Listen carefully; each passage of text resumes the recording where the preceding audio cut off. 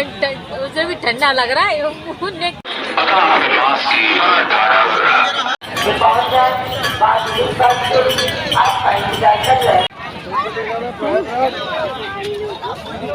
हमने भी स्नान कर लिया। सभी भक्तों को राधे राधे। तो आज का जो हमारा व्लॉग है इसमें आपको महाकुंभ से जुड़े अनेकों सवालों के जवाब मिलेंगे, क्योंकि सभी भक्तों के मन में महाकुंभ को लेकर बहुत से अनगिनत सवाल हैं। पहला सवाल तो ये है कि वहाँ पर कितनी भीड़ है, और सुनने में ये भी आया है कि वहाँ पर जो भीड़ है वो इतनी ज़्यादा परेशान है, वहाँ पर घंटों घंटों तक जाम लगा रहता है, और वहाँ का जो प्रशासन है वो किसी भी प्रकार की कोई भी मदद नहीं कर रहा है। वहाँ का जो प्रशासन है वो भीड़ को गलत रास्ता बता देता है। अगर भीड़ जो है ना वो संगम रास्ते पर, संगम घाट पर जा रही है, तो प्रशासन वहाँ पर भीड़ को गलत रास्ता बता देता है, उनको गुमराह कर देता है। तो ऐसी है वहाँ की व्यवस्था। बने रहिए मेरे पूरे व्लॉग में, यहाँ आपको इस वीडियो में पूरा सत्य देखने को मिलेगा कि महाकुंभ का असली सत्य क्या है। आने वाले सभी श्रद्धालुओं से निवेदन है कि प्लेटफॉर्म नंबर 6 के दाहिने हाथ से ही संगम जाने के लिए निकले। तो हमारी जो सुबह थी वो प्रयागराज में ना होकर प्रयागराज से पहले एक स्टेशन पड़ता है सूबेदारगंज, वहाँ से हो चुकी थी, क्योंकि जो पहले जो ट्रेन थी ना वो प्रयागराज जंक्शन तक जाती थी। लेकिन अब भीड़ को देखते हुए जो रूल था वो चेंज कर दिया गया है। अब हमारी ट्रेन थी वो सूबेदारगंज तक ही जा रही थी।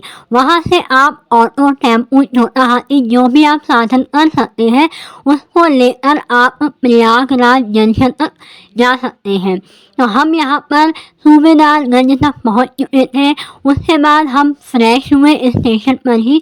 फ्रेश होने के बाद हमने यहाँ से लिया छोटा हाथी, क्योंकि जितनी देर हम फ्रेश हुए ना उतनी देर में सारे टेम्पो और ऑटो निकल चुके थे। फिर हमको एक छोटा हाथी मिला जिसमें हम से हम 50-60 लोग हो गए जिन्होंने सबने मिलकर छोटा हाथी कर लिया था। वहाँ आपको 50 रुपये सवारी देनी होगी। तो इस तरह से हम लोग अब पहुँचेंगे प्रयागराज जंक्शन में। ये भी बहुत शुक्र की बात थी क्योंकि हम लोग को छोटा हाथी मिल गया था, वरना आपको यहाँ से पैदल ही जाना पड़ता। हम जो थे प्रयागराज जंक्शन पर पहुँच चुके थे। अब यहाँ से होगी हमारी पैदल यात्रा शुरू, जो कि कम से कम 15 किलोमीटर तक आपको चलना पड़ेगा। उसके बाद ही आप कुंभ मेला एक क्षेत्र तक पहुँच पाएंगे। तो हमने पैदल चलना स्टार्ट कर दिया। अभी थोड़ा सा शॉर्टकट लिया, थोड़ा टेढ़ा मेढ़ा रास्ता अपनाया। ये है हमारे साथ में हमारी बड़ी बहन है, इनके साथ में ही हम गए थे कुंभ मेला में स्नान करने के लिए। यहाँ से आप लोग देख सकते हैं, अगर आप सीधे रास्ते पे जाएंगे तो साइड में आपको कट देखने को मिलेगा। बहुत से यात्रीगण, बहुत से श्रद्धालु इस कट से होते हुए आ रहे थे। तो हमने सोचा हम भी क्यों ना इसी रास्ते से निकल चलते हैं। तो हम भी इसी रास्ते से होते हुए आगे की ओर बढ़ चले थे, और हमको अब पैदल ही यात्रा अपनी पूरी करनी थी।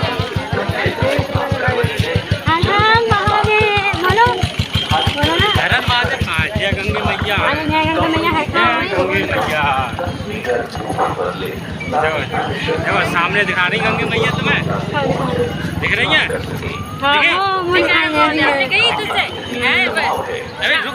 ये हमारे दीदी के हस्बैंड है, यानी कि हमारे जीजा जी है। इनके साथ में ही हम यहाँ तक आए थे, और इनका भी बहुत बहुत शुक्रिया जो हमको यहाँ पर लेकर आए थे। और भगवान की भी इच्छा थी कि हम कुंभ मेला में स्नान करने जाए, इसलिए प्रभु ने हमारी इच्छा को पूरा कर दिया था। तो यहाँ पर 8 किलोमीटर चलने के बाद हमको थोड़ी थोड़ी गंगा मैया के दर्शन होने लगे थे। उनको देखकर थोड़ी सी हिम्मत मिली कि हाँ थोड़ी दूर और है। थकान तो बिल्कुल हो ही नहीं रही थी क्योंकि अभी शुरुआत थी, थकान तो बाद में होने वाली थी। और जो भी महाकुंभ के मेले में स्नान करके आए हैं प्लीज़ अपना अनुभव मुझे कमेंट बॉक्स में ज़रूर बताएं, और मैं भी अपना अनुभव अपने व्लॉग के जरिए आप सभी से शेयर कर रही हूँ। तो यहाँ पर धीरे धीरे हम लोग आगे की ओर बढ़ रहे थे, और जैसे जैसे हमारा जो पुल था और हम संगम के घाट की तरफ आ रहे थे, खुशी उतनी ही ज़्यादा बढ़ती जा रही थी। तो हम पुल की तरफ से होते हुए संगम घाट की ओर जा रहे थे।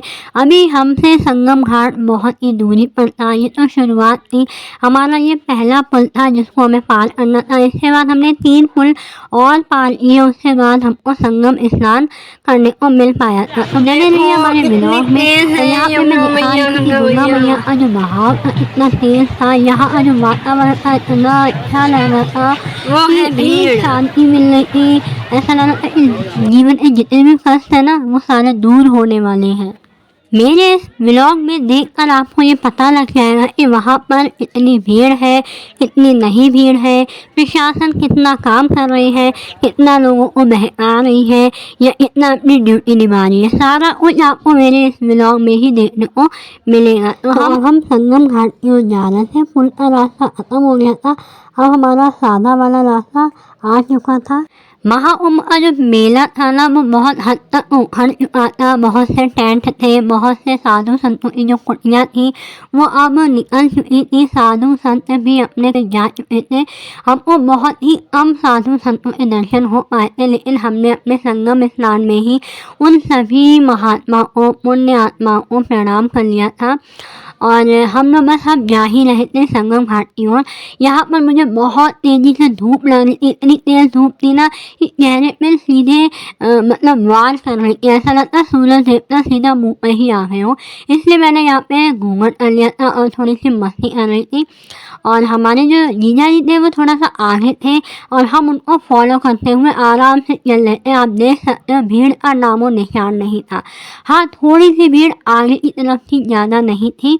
और यहाँ पे मैंने दीदी का दुपट्टा पकड़ लिया था, इसलिए नहीं कि मैं खो जाऊँगी, बल्कि इसलिए कि हम लोग ना आगे पीछे हो जाते थे। खोने का डर नहीं था वहाँ पे, क्योंकि भीड़ ही नहीं थी कि हम खो पाते।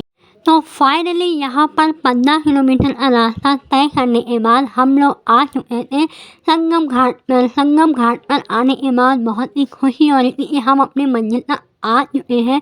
और एक पल को ऐसा लगा कि ये मेरा कोई सपना तो नहीं है कि मैं सच में आ गई हूँ यहाँ पर।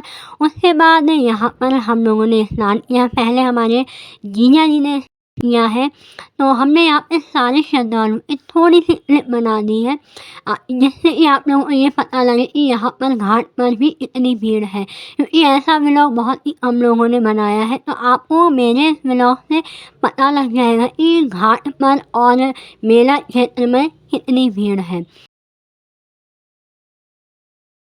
इस मेला में इतनी अच्छी सुविधाएं हैं, खाने पीने की कोई भी टेंशन नहीं है, कोई भी महंगा सामान नहीं है और जगह जगह पर आपको फल के स्टॉल देखने को मिल जाएंगे, खाना के स्टॉल लगे हुए और वो भी सीमित मात्रा में। ऐसा भी नहीं कि दूने दूने दाम हो।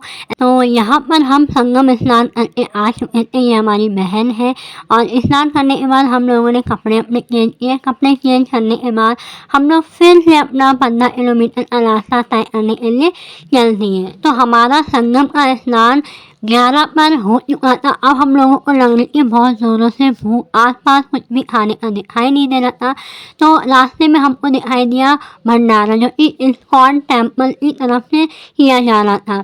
और वृंदावन के जो महाराज जी हैं उनका ये कहना है कि अगर आप भंडारा का प्रसाद ग्रहण करते हैं तो आप अपनी इच्छा के अनुसार दान पेटी में जो भी आपकी इच्छा है, जो भी आपकी हैसियत है, उसके अनुसार आप दान पेटी में दान कर सकते हैं। इस प्रकार से खाली प्रसाद ग्रहण नहीं किया जाता है, अपराध बनता है। जो भी आपने पुण्य कमाया है ना वो पुण्य सारा नष्ट हो जाता है। तो इसलिए हमने प्रसाद ग्रहण किया और अपनी इच्छा के अनुसार दान पेटी में थोड़ा सा दान कर दिया था। और यहाँ पर आप देख सकते हैं इतनी ज़्यादा भीड़ है। और हम बात करने वाले हैं कि प्रशासन का कितना सहयोग है। प्रशासन का यहाँ पर पूरा सहयोग है। जैसा कि मैंने बताया है कि प्रशासन हम लोग को गलत रास्ता बताते हैं, हम लोग को गलत रास्ता नहीं बताते हैं।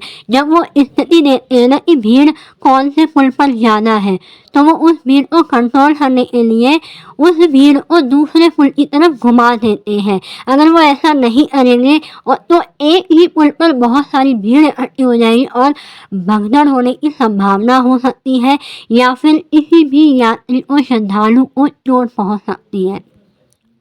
तो महाकुंभ में प्रशासन का इतना बड़ा योगदान है, इतनी अच्छी व्यवस्थाएं हैं। तो यहाँ पर आप लोग देखिए अद्भुत नज़ारा। यहाँ पर एक डॉगी था प्यारा सा, जो कि कुंभ मेला में स्नान करने आया था और यहाँ पर ना स्नान करने के बाद आइसक्रीम का मजा लेना था। मैंने मन में सोचा इस डॉगी के भी बहुत सौभाग्य है जो कि संगम स्नान करने के लिए आया है। वीडियो अच्छा लगा तो राधे राधे जरूर लिखें।